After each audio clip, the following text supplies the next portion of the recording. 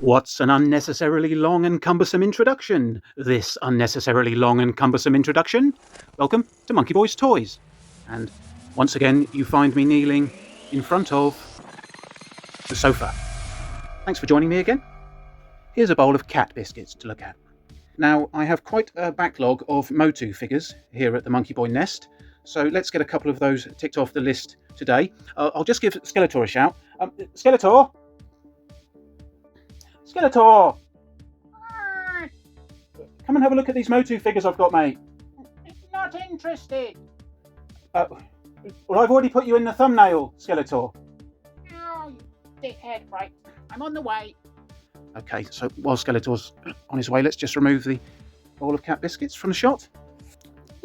What is it, Monkey Boy? Well, I've got some more MOTU figures I thought you might like to have a look at today, Skeletor. Well, get on with it then, you idiot. Right, okay, just pop yourself over there. Look, I've put some clothes pegs on your feet so you can stand up. Yes, hurry up. Right, okay. So guys, first up this week is actually a gift that was sent to me recently for my birthday by the very kind Nick, better known as Action Pop Dad, and here it is. This is what Nick has sent me. It's the Mattel Masters of the Universe Revelation Merman figure, which is very cool. Now, I have made no secret of the fact that I don't particularly like the Revelation cartoon. I thought it was a bit crap. However, some of the character designs I thought were really cool, and I do have a number of the figures. Now, Nick found out that I did not have the standard Merman figure and decided to send it to me for my birthday at the end of last year, which is very, very kind of him. Now, as I say, there is a deluxe version of this figure available, but I don't actually like that one. I think it looks a bit shit. I'll bob a picture up here just so you can see. In my opinion, the figure sculpt doesn't look as good. Now this one, as we can see, he has a number of scars on his body that are sort of painted on. But the standout feature in this figure for me is this damaged eye that he has. He's been half blinded by something or someone, which I think is really cool. And I just think this figure looks really badass, and I'm very, very pleased to have that. So thank you, Nick, for sending that. That's very kind. He's now being displayed with my other Revelation figures, which I have a few of, as I've said. So yeah, he's really cool. Like him a lot. So there's Merman. Let's have a look on the back of his packaging. There's a nice shot of him there doing whatever he's doing, looking absolutely wicked. So really like that. Cool. As I say, this whole damaged eye thing, I think, is a great look for him. I think it really makes a difference. I can't understand why that wasn't included on the deluxe figure, because to me this is one of the best elements of this figure, and indeed I think this figure is actually one of the better ones in the Revelation Masterverse line. So that's really cool. Thank you, Nick, for sending that. I really appreciate that, man. You didn't need to do that. There we go, Skeletor. What do you think of that? Hello, Merman. He can't hear you, Skeletor. Why? Well, because he's only got one eye. Oh, yes, that makes sense. Why did Nick send that to you? He doesn't like you. I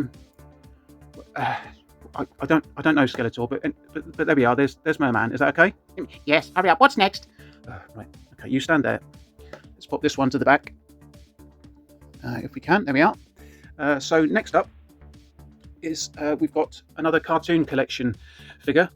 Boing, and it's Mantenna.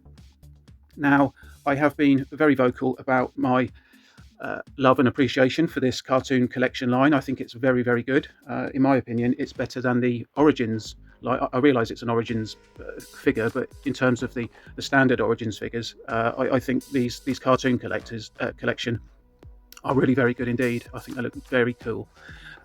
Here we see Mantenna presented in the newer card back with the orange background and Hordak's face at the top there. Again, we've got Castle Grayskull, but this time presented against an orange sort of fiery coloured background rather than the blue background that was presented in the first few cartoon collection figures. We have a bit of artwork on the back there saying that this was inspired from the episode A Loss for Words, from the She-Ra Princess of Power cartoon, and there we see Mantenna doing something there, being unable to speak. bizarrely, because of something that Shadow Weaver is doing. Hordak is holding some sort of mysterious box there. I don't remember the episode, if I'm honest, but there we go. So that's what the package looks like. It's worthy of note that the action feature is still present on this figure. It doesn't work exactly the same as the vintage figure. This one has a button at the back of the head that you push, and it directly pops the eyes out, as you can see there on the action feature call out. If we bring in the vintage Mantenna figure, you can see there's quite a significant difference between the two. The cartoon representation of the character looked very different to the toy. The toy had the action feature on his back here, which was a lever that you would push up, and still do in fact push up, and it makes the eyes protrude from his head. And another really cool thing about this figure is the fact that he has 4 legs, as you can see here. I'll put a picture up so it's a little clearer. But of course, the vintage figure just had the suggestion of 4 legs. They were in fact molded as 2 legs, but the 4 legs were sort of split into 2 there. So it's, at a glance, it's not immediately evident that he has 4 legs. But of course, this cartoon collection does have 4 fully articulated legs, which is pretty cool. He doesn't seem to come with any accessory. Most of these cartoon collection figures have had an accessory, and it's related to the episode that it was inspired from. So I would have thought perhaps he might have had an accessory of whatever that is. But no, this figure does not appear to have an accessory. I'm sorry if I've got that wrong and made a mistake, but I can't see one in there. Obviously I keep all my figures on the card anyway, so I won't be opening this guy to find out, but it would appear that he doesn't have an accessory. Anyway, there we go. There's Mantenna. Very cool. Like him a lot. And next up we've got Man-E-Faces, one of my favourite characters from the original toy line. I thought he was very cool. I was very pleased when I received this that he had the monster face showing in the package. Now, when I bought the Origins version initially, he came with the human face showing. I then bought another that I believed to be the monster face showing, and it turned up and it was the robot face. So I then bought a third of the Origins figures that had the monster face showing, because this one is my favourite one. Now, when I bought this cartoon collection figure, I just bought it with stock images. I didn't know how it was going to come, and it arrived with the monster face, which I was very happy about. I don't think I will be buying 2 others to have display options. And obviously, if I was going to open this for display, it wouldn't be a problem. But as it's going to stay on the card, it's nice that I've got the monster face that I prefer. Let's just bring in the vintage original toy here. They look very similar, I guess. One sort of main difference that you'll notice probably immediately is this guy has a knob on his head, and obviously you would turn that to rotate the different heads around.